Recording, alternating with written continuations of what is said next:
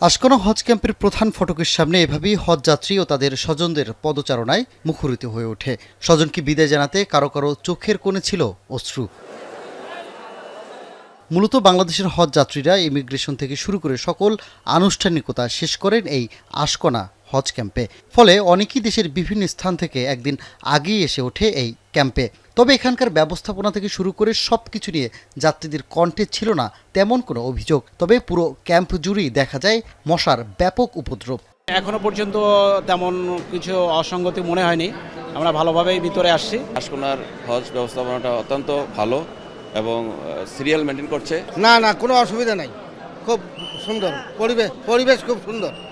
ঢাকা থেকে হজের উদ্দেশ্যে প্রথম ফ্লাইট ছেড়ে চলে যায় শুক্রবার রাত 12টা 20 প্রধানমন্ত্রীর উদ্বোধন করা ওই ফ্লাইটে হজ যাত্রী ছিল 418 জন। পর্যায়ক্রমে 18 এপ্রিলে রাত 10টার মধ্যেই ছেড়ে যায় 13টি ফ্লাইট।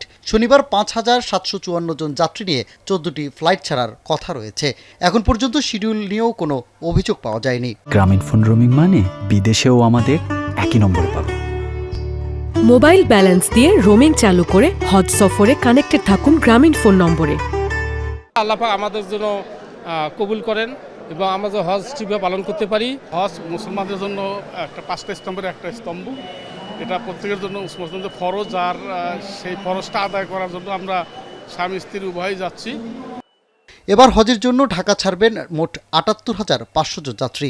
এর মধ্যে সরকারিভাবে যাচ্ছেন ৪,৫৬৫ জন, আর বেসরকারিভাবে ৭৩,৯৩৫ জন হজ পালনের জন্য ঢাকা ছাড়বেন। প্রতিবারের মতো এবারও হজযাত্রীদের নিরাপত্তা থেকে শুরু করে রাখা হয়েছে সব ধরনের ব্যবস্থা। মাননীয় প্রধানমন্ত্রী আমাদেরকে নির্দেশনা দিয়েছেন যে হজ ব্যবস্থাপনার মানটাকে এমন একটি জায়গায় নিয়ে যেতে হবে যাতে করে হজ যাত্রীগণ ব্যবস্থাপনার সঙ্গে সম্পৃক্ত যারা আছেন তাদেরকে আন্তরিকভাবে দোয়া করেন, তাদের কাছে যেন দোয়া চাইতে না হয়, তাদের মন থেকেই যেন দোয়া চলে আসে। চুক্তি অনুসারে মোট হজ যাত্রীর 50% বিমান বাংলাদেশ এয়ারলাইন্স, সাউদিয়া 35% ও ফ্লাইনাস 15% হজযাত্রী পরিবহন করবে। হজযাত্রীদের জন্য এবছর 12,000 টাকা পর্যন্ত টিকিটের দাম কমিয়েছে সরকার। সানি মৃধা, এখন ঢাকা।